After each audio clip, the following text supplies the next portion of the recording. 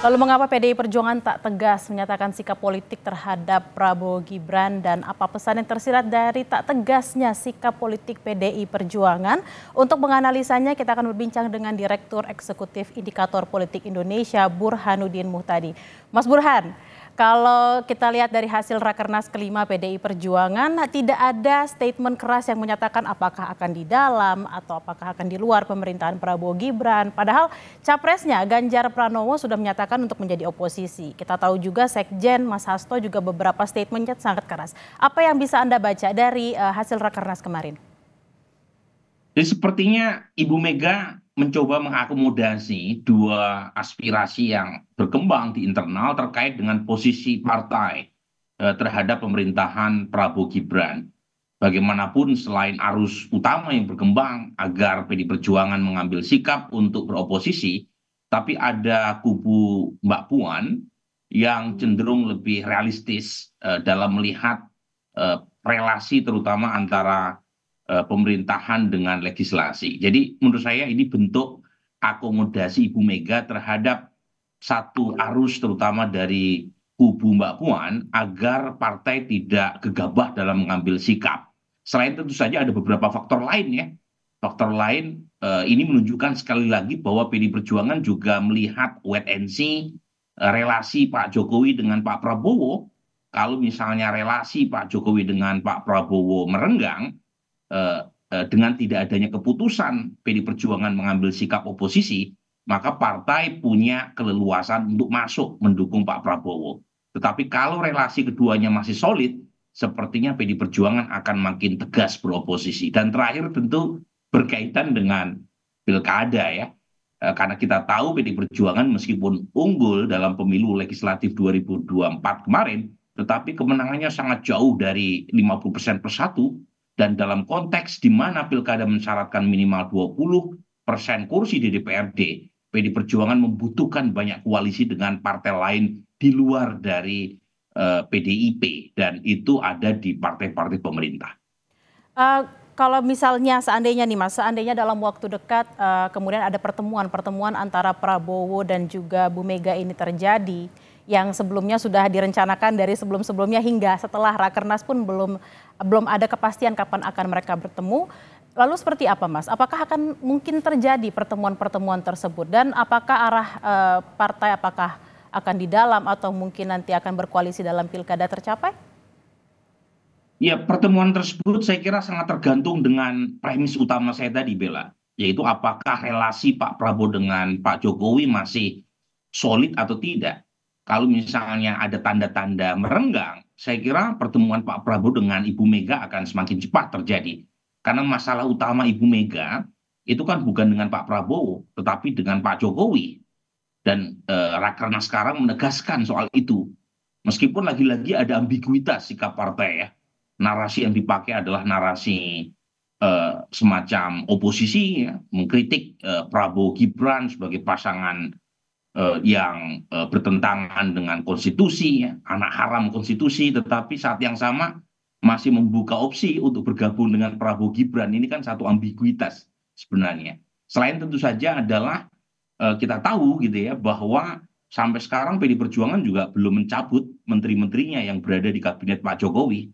Jadi sebenarnya ini menunjukkan sekali lagi betapa PD Perjuangan cukup fleksibel meskipun keras narasi yang dipakai sejak menit pertama Rakernas dimulai sampai ditutup, tetapi mereka juga masih melihat situasi. Kalau istilah Ibu Mega, faktor politik dipertimbangkan. Jadi istilahnya saya perlu memainkan situasi. Itu kan statement verbal dari Ibu Mega yang lagi-lagi menunjukkan sikap partai terkait dengan posisi partai, posisi PDI Perjuangan terhadap pemerintahan ke depan itu tidak semata hitam putih, tetapi juga banyak abu-abunya.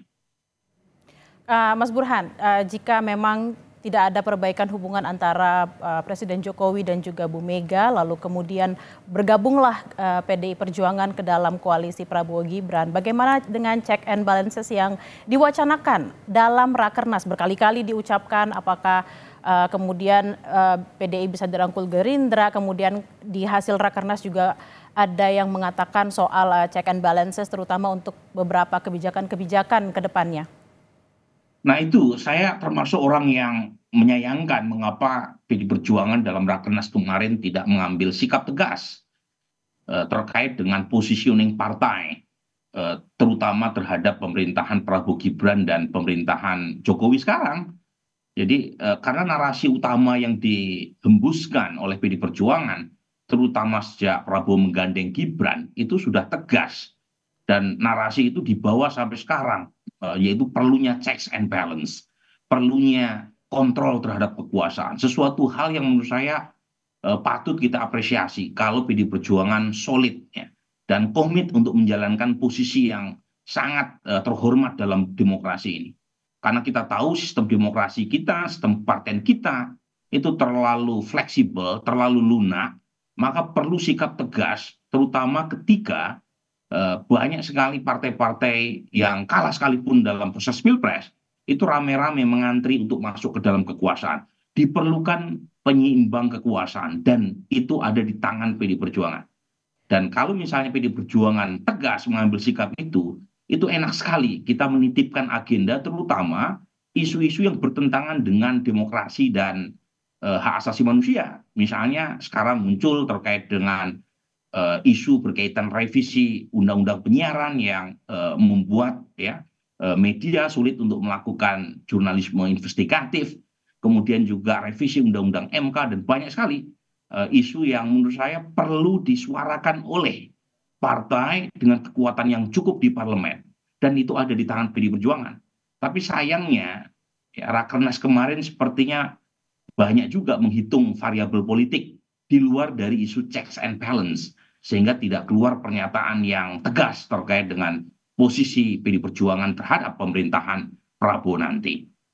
Kalau kita lihat kan statementnya juga nggak terlalu jelas, berbeda dengan 2004, 2009 yang Mega mengatakan tegas untuk menjadi oposisi terhadap SBY. Jika nanti ada pertemuan antara Mega dan Prabowo, apakah ini tidak akan menjadi setback demokrasi seperti yang diucapkan Bu Mega di Rakernas? Itu yang saya terus terang sayangkan ya. Karena kita perlu kesamaan antara komitmen verbal dengan tindakan. Dan harapan kalangan civil society sekarang itu tidak banyak terhadap partai-partai yang lolos PT. Harapan itu tinggal di satu dua partai untuk komit solid menjalankan fungsi oposisi sebagai satu kebajikan berdemokrasi. Karena buat saya, buat kita semua, kalau terjadi fenomena partai tunggal di mana semua partai itu cenderung mengekor pada kekuasaan, maka yang dirugikan bukan hanya demokrasi, tapi juga pemerintahan yang berkuasa, karena mereka tidak akan mendapatkan alternatif dan koreksi kebijakan. Jadi sebenarnya kita perlu dorong bukan hanya PD Perjuangan saja, tapi satu dua partai yang lain, supaya kita mendapatkan bukan hanya pemerintahan yang kuat, tapi juga oposisi yang dikdaya. Dan itu bisa dimulai dari PD Perjuangan, narasi yang selama ini mereka pakai. Tapi sepertinya lagi-lagi variabel politik ya itu masih menjadi satu pertimbangan atau konsideran sehingga Rakernas belum juga mengeluarkan pernyataan yang tegas.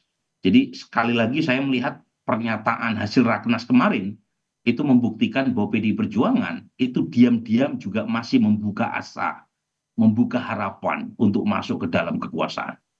Apakah asa dan harapan ini terkait dengan jalannya pilkada nantinya, Mas Burhan? Salah satunya itu, jadi tiga variabel yang tadi saya sebut ya, selain relasi Prabowo Gibran, Prabowo Jokowi ya, tetapi saya melihat faktor pilkada. Karena pilkada kan dilakukan di tahun ini dan PD Perjuangan kursinya tidak cukup memadai untuk bisa mengusung calonnya sendiri. Hanya sedikit wilayah di mana PD Perjuangan mampu mengusung tanpa berkoalisi dengan partai lain. Dan pada titik tertentu, kalau misalnya posisi PD Perjuangan berada di luar, itu ada kekhawatiran PD Perjuangan sulit untuk menjalin koalisi terutama dengan partai pemerintah. Sesuatu yang menurut saya agak kurang beralasan, Bella, karena dalam konteks pilkada sebenarnya calon itu lebih menentukan. Jadi kalau misalnya calon kepala daerah yang diusung oleh PD Perjuangan elektabilitasnya itu memadai, saya kira tidak sulit buat calon dari PD Perjuangan untuk menggandeng dukungan dari partai-partai selain PD Perjuangan. Tapi lagi-lagi faktor utamanya bukan pilkada sebenarnya. Faktor utamanya terutama berkaitan dengan PD Perjuangan wait and see melihat relasi Jokowi dengan Pak Prabowo. Kalau misalnya relasinya membaik, sepertinya PD Perjuangan akan tetap berada di luar. Tapi kalau relasi kedua tokoh ini merenggang, PDI Perjuangan akan menyalip di tikungan. Baik, terima kasih Mas Burhan. Kita akan wait and see apakah hubungan antara Bu Mega dan Jokowi atau Bu Mega juga dengan Pak Prabowo ke depannya seperti apa. Mari kita tunggu bersama. Terima kasih Mas Burhanuddin Muhtadi, Direktur Eksekutif Indikator Politik Indonesia. Selamat siang.